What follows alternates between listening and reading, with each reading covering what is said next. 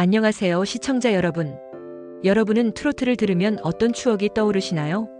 혹시 어린 시절 가족들과 함께 듣던 라디오에서 흘러나오던 노래들, 혹은 TV 음악 프로그램에서 들려오던 익숙한 멜로디가 생각나시나요?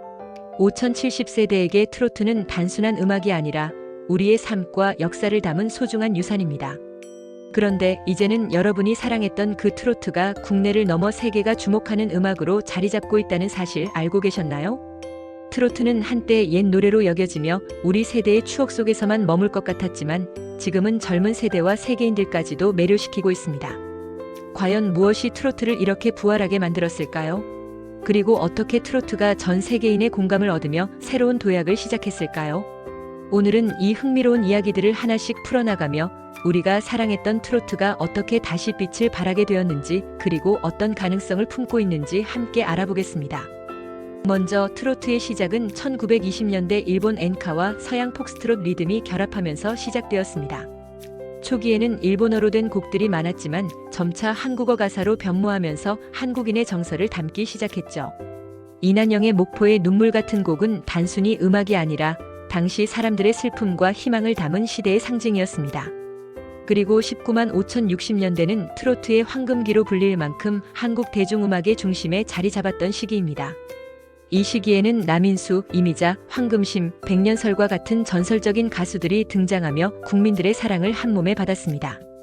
남인수는 청춘 고백과 애수의 소야곡 같은 곡으로 당시 젊은 세대의 희망과 감정을 노래하며 대중과 깊이 교감했습니다. 특히 그의 노래는 전쟁 이후 혼란과 아픔 속에서도 사람들에게 위로와 희망을 전하는 중요한 역할을 했습니다. 이미자는 1960년대 트로트의 아이콘으로 자리 잡았습니다. 그녀의 대표곡인 동백아가씨는 단순한 사랑 노래를 넘어 고단한 삶 속에서도 희망을 잃지 않으려는 사람들의 정서를 대변하는 상징적인 곡으로 자리 잡았습니다. 이미자의 독보적인 가창력과 감성은 남녀노소를 아우르며 전 국민적인 사랑을 받았습니다.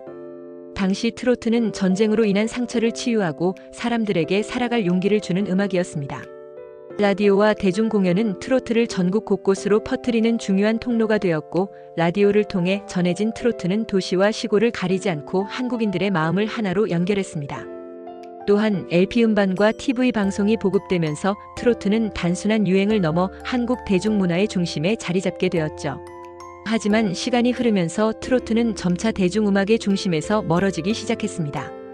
1970년대에서 80년대에는 서구 음악의 유입과 함께 록, 팝, 발라드와 같은 새로운 음악 장르가 젊은 세대의 취향을 사로잡으며 대중음악 시장의 주류로 떠올랐습니다. 이에 따라 트로트는 자연스럽게 올드한 음악이라는 인식이 강해졌고, 젊은 세대에게는 과거의 음악 혹은 부모님 세대의 음악으로 여겨졌습니다. 이는 트로트가 한국 대중음악의 흐름에서 점차 주변부로 밀려나게 되는 결과를 낳았습니다. 트로트는 한동안 노년층을 위한 음악이라는 이미지로 국한되며 대중음악에서 점점 설 자리를 잃어갔습니다.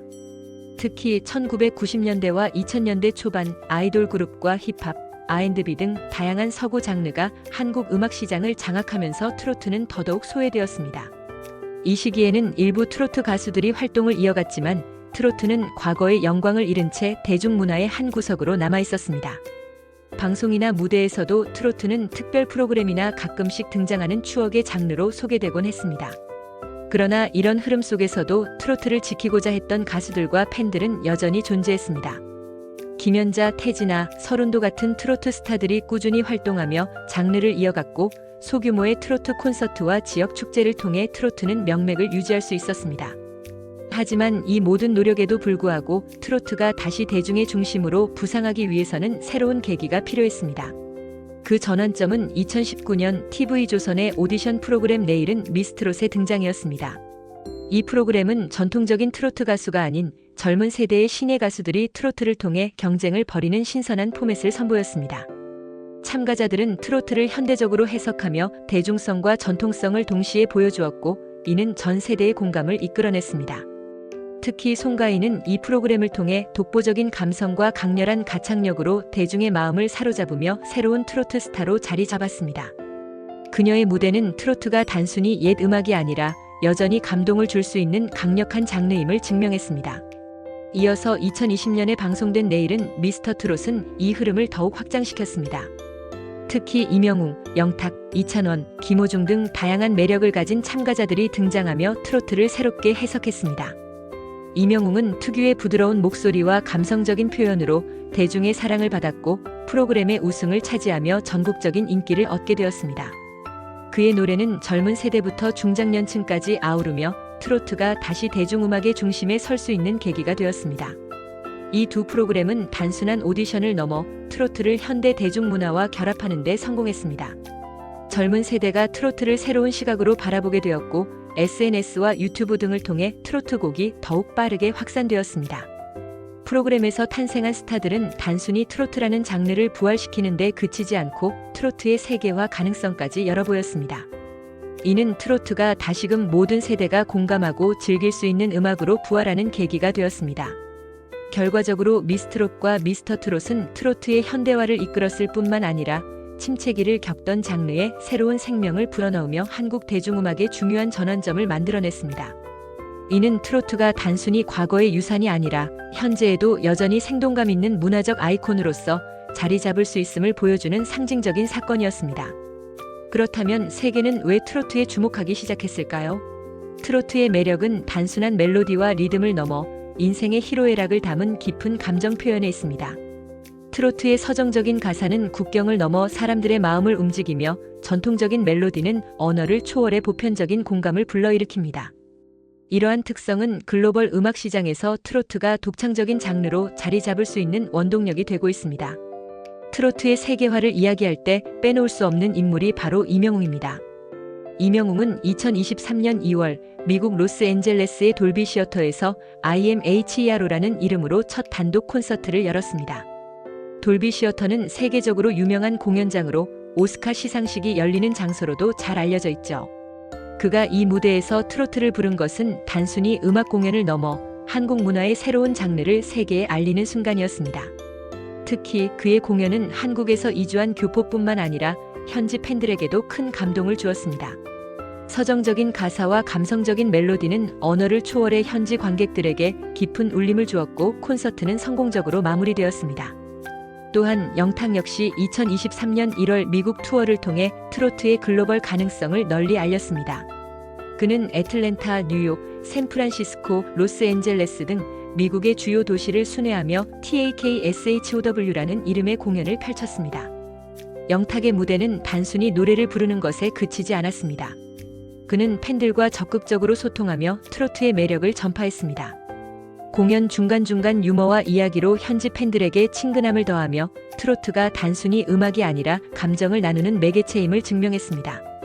이러한 해외 콘서트들은 단순히 현지 팬들을 위한 공연에 그치지 않고 한국 트로트가 글로벌 음악 시장에서 어떤 가능성을 지닐 수 있는지를 보여주는 중요한 사례가 되었습니다. 교포 팬들뿐만 아니라 현지 팬들도 트로트의 멜로디와 가사에 감동을 받으며 점차 팬덤을 형성하기 시작했습니다. 특히 임영웅과 영탁의 공연 이후 SNS와 유튜브 등에서는 현지 팬들이 자신만의 방식으로 트로트를 즐기는 다양한 영상들이 올라오기 시작했습니다. 한국어 가사를 직접 배우며 부르는 영상, 트로트 곡을 커버하는 기타 연주 영상, 그리고 트로트의 멜로디에 맞춰 춤을 추는 영상들이 세계 각국에서 공유되기 시작했습니다. 트로트는 왜 이렇게 특별할까요? 트로트는 단순히 음악으로서의 즐거움만을 제공하는 것이 아닙니다. 트로트는 한 개인의 삶과 감정을 담은 이야기를 전합니다. 트로트의 가사는 종종 이별, 그리움, 사랑, 희망 같은 인간의 보편적인 감정을 담고 있습니다. 이러한 이야기는 국적과 언어를 초월해 사람들의 공감을 이끌어냅니다. 슬플 때는 위로가 되고 기쁠 때는 더 큰 즐거움을 선사하는 트로트는 사람들의 일상에 녹아들며 감정을 나누는 음악으로 자리 잡았습니다. 특히 유튜브와 같은 디지털 플랫폼의 발전은 트로트의 세계화에 큰 기여를 했습니다. 전 세계 어디서든 한국의 트로트를 쉽게 접할 수 있는 환경이 만들어지면서 해외 팬들은 자연스럽게 트로트에 매료되기 시작했습니다.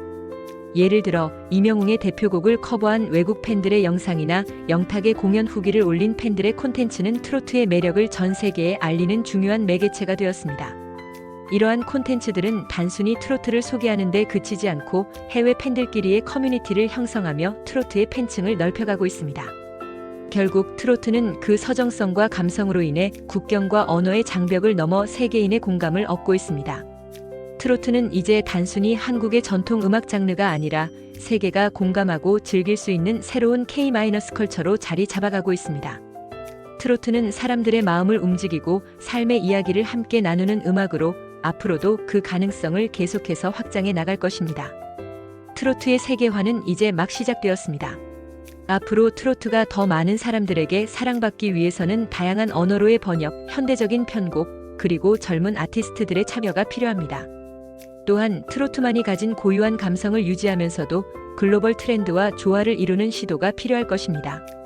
오늘은 이렇게 한국의 전통 음악 트로트가 어떻게 부활하고 세계로 뻗어나가고 있는지에 대해 이야기 나눠봤습니다. 트로트는 단순히 음악 장르를 넘어 한국의 문화와 정서를 담은 소중한 유산입니다. 앞으로도 트로트가 국내외에서 더 많은 사랑을 받으며 새로운 역사를 써내려가길 기대하며 오늘 이야기를 마치겠습니다. 시청해주셔서 감사합니다. 다음 영상에서 만나요.